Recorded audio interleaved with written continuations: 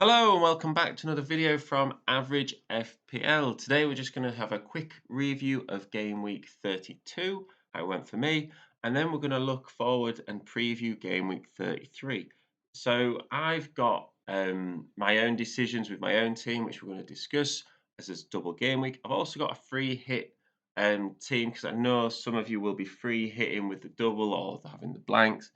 And so I've done a little team there, which will hopefully um, help you guys out when you're making your decisions. So, looking at the team from this game week, and it's really a case for me of what might have been. You get to this stage of the season and you've pretty much had every player in the game in your team. And then when you take them out, there's always a fear of them doing well. And I've had players like Mount and Son in my team for large periods of the season, and you take them out, and when they do well, it's frustrating when you have more than one of those players do well in the same game week. Then you're thinking, oh no, but that happens. If you play FPL for a full season, you will take players out, and then they do well, and it averages out, I'm sure. Because when you bring players in, sometimes they do well, and if you hadn't brought them in, then you would be missing out on those points as well. So yeah, Captain Kane, reasonable decision. Obviously not compared to Son, but I don't have Son. And I had all three attackers, all three strikers got returns, which is pretty good in a season where points have really been dominated in midfield. To get three attacking returns from all three strikers is always a plus. And I actually got a couple of returns in midfield and defence as well. So it was quite a well-rounded game week. Um, I've got some decisions I need to make moving forward, and I'm just planning out my strategy for the last few game weeks. But that's been the team performance for this game week. Looking at my rank for the game week, it was just outside the top million, but I did have a plus 50k rank increase overall, which is good because I went down about 50k the week before. And as long as I tend to have been staying around this 800k mark for the last few weeks, I think a good aim to see out the season would be to aim for try and get top 500k. I think that's tough to get such a big rank increase at this stage of the season where the point spreads are a bit higher, and anyone that's in this sort of rank is probably still playing the game pretty seriously, trying to get as high a rank as they can. But I think that's a good thing to aim for, really. If I can sort of push towards top 500k, I think I'd be really happy with that, and it would just show us, had a strong end to the season. So the fixtures for this game week, it's another spread out game week that goes from Saturday lunchtime to Thursday night.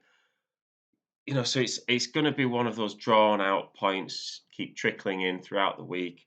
Some people are free hitting. I'm personally not free hitting, but like I said earlier, we do have a free hit team coming up just to discuss that because it is. I think whenever there's a double game week or some blanks in a game week, it is interesting just to discuss different possibilities that you could have in there as well. Some doubles look good. I think, Leicester, Newcastle, they're reasonable double game weeks if you just take the Premier League fixtures. Others like Man United a bit risky. If you're looking at Man United players, then you're really putting it all on that Norwich game. Although, Liverpool distracted with European football, we're going to talk about external competitions outside the Premier League in the free hit team coming up. So this is my team as it stands, and I've got a few doubles in there. Um, I've also kind of got a very thin looking bench, no possible bench players to come in as they're all blanking. And I do have two free transfers with zero point 0.4 million in the bank. So with that bench and not having too many doubles, they're all sort of, you've got Ward Prowse, there's no guarantee that Amati is going to play now. Leicester are getting players back from injury. And I've got Ramsdale in goal, and Arsenal are obviously not in the best form at the moment as well. I may be looking at using those two transfers. The plan for my free hit and my bench boost, which I've still got both of, obviously not going to bench boost this game week. I'm not, taking that big a risk. But I think I'm looking at bench boosting / free hitting in either of 36 or 37. I'm not too decided on which way round I'm gonna do it. I am keen on getting a bench boost out of the way. I do think it sort of hinders your team. So I probably would bench boost in 36, free hit in 37, but that's not been set in stone just yet. So one option for me is to downgrade Salah and upgrade Sissoko. Um, I know it seems a bit crazy to talk about getting rid of Salah, but Liverpool are still in 4 competitions and, they may be distracted or rotated. All it takes for them is to draw 1 league game, and then Man City are 4 points clear, and the title race is over, and Liverpool just focus on those other competitions. I do think a Man United game, Man United Liverpool match, I know it's at Liverpool, I know Man United are a bit terrible, but I just can see that being a sort of 1-1 draw. Liverpool coming off Champions League again this week. I think they play Man City in the FA Cup at the weekend as well, and they've got other things going on. Salah's also not been that incredible recently. He's got 6 returns in his last 11 game weeks, which is reasonable, but he's also, the most expensive player in the game. And he did get 3 of those 6 returns in 1 game week. So if you took out that 1 game week, that's 3 attacking returns in these last 10, which, when you put it like that, to me, that seems quite like, is he worth that money?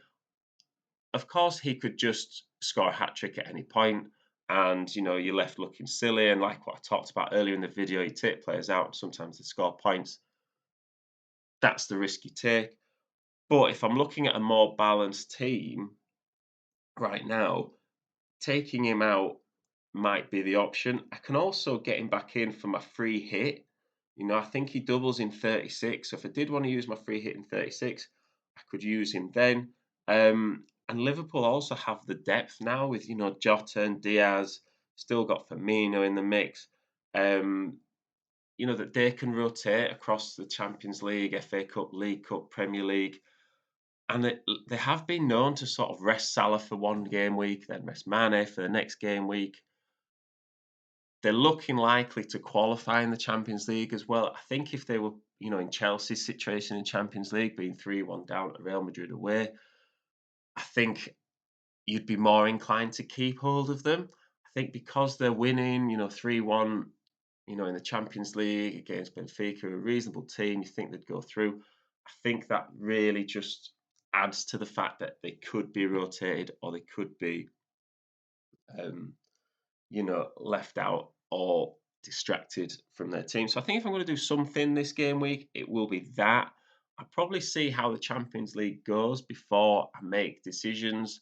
You could also say maybe rotate Trent instead and take Trent out and use the money to upgrade Sissoko there. So I think if I am going to make changes, which I probably am, I think it'll be a Liverpool player out, upgrade Sissoko there, and just get a bit more of a well-rounded team. I think players like Maddison, if I could get an upgrade to Maddison and then bring in a double game week defender, I think that would be a really good move for this game week in particular, and then we take it from there. So let me know what you think about my team in particular. There, we're going to now talk about the free hit team going forward. So this is my free hit team. If I was going to free hit this week, this is what I'd be going with. Um, you know, Obviously it's very heavy on the doubles. I'm assuming if you're free hitting, it's because you want the doubles in. You've either not got enough doubles or you've got a few blanks. Um, the main thing to bear in mind is the European football and cup competitions. I think every year teams get distracted. By having these in the mind, especially if you're someone like a Leicester or a West Ham or a Crystal Palace, someone like that that's probably mid-table in the Premier League, you've not really got much to play for, and you're still in these cup competitions. If Leicester qualify in their European competition, that's a big deal. Same with West Ham, and that's going to take a lot of their mindset away from the league, where they're probably not going to get into Europe, and they're not going to get relegated. So that's going to be their focus there. I think also if they get knocked out, there is that sort of hangover, that demotivation factor. that they are looking, at having when that happens to teams. They sort of they're a bit they sort of get on the beach as it were. Summer's in sight. There's not much going on in the league, and all that adrenaline and focus for the European or cup competitions that's over, and you just feel a bit flat.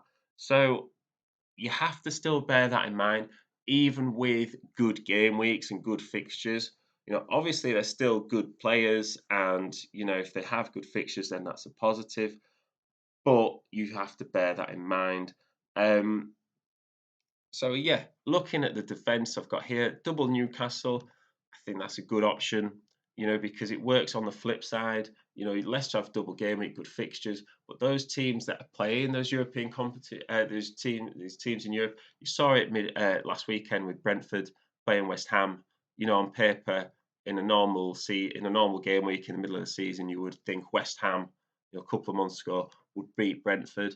Now Brentford sort of trying to ensure safety in the Premier League. West Ham, are finding it difficult to get into Europe. You've got that switch around. So I think Newcastle are a team that's probably safe, but they still want to make sure they're playing Leicester at home. Leicester will be coming off that European game, depending on how that goes. Newcastle may be a good team to target. Same because they've got Crystal Palace in the next game week, and Palace have got that FA Cup match this week as well. I put in some Arsenal players in there as well. I know Arsenal are not on the best form. I think, you know, but they're playing Southampton. Southampton just, had a heavy game week against Chelsea. Also have not much going on in the league. And then Arsenal play Chelsea as well. If Chelsea do turn it around against Real Madrid, they're going to be concentrating on that. I think they're pretty much on their own in third place, so they're not going to challenge for the league. They're also guaranteed pretty much Champions League football, apart from a major collapse, which won't happen, I wouldn't have thought. So they might be focusing on other things as well. Put a couple of Man United players in. I know it's Man United. I know they're playing Liverpool, but Liverpool, like we said before, have a lot going on. Man United are playing Norwich at home. You would really think, I know it's Man United, but they could get a good return against that team. And then, they're competing against Liverpool. They're not going to want to get battered by Liverpool, regardless of how they played. Surely player pride would take effect. I know you say that about different Man United game weeks earlier in this season, but there's different rivalry there, and if they're ever going to turn up for a game, you would think they'd turn up for Liverpool away. Um, so yeah, got triple Leicester as well. I think Dewsbury Hall is a great player to have that's low price. And Maddison and Schmeichel, I think Schmeichel playing Newcastle Everton, whose attacks are inconsistent, but you still balance that out. If Newcastle score, Chris Wood might be involved. If Newcastle don't score, you get Schmeichel clean sheet.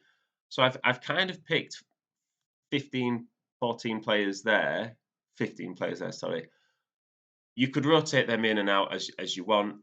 With this team, there was an awful lot of money still left in the bank as well. So if you could upgrade those players, there's lots of upgrades you could have if you wanted some big hitters for single game weeks. I think that would, not be out of the question. But this is really, if you were to isolate this game week, these are the players with the good doubles. So let me know what you think about this free hit team. This obviously isn't my team. My team's the team before. But yeah, let me know what you think. Let me know if you've got any questions. And thank you very much for listening. Please like and subscribe, support the channel. Appreciate all the support as always. And yeah, have a good game week. See you in the next one.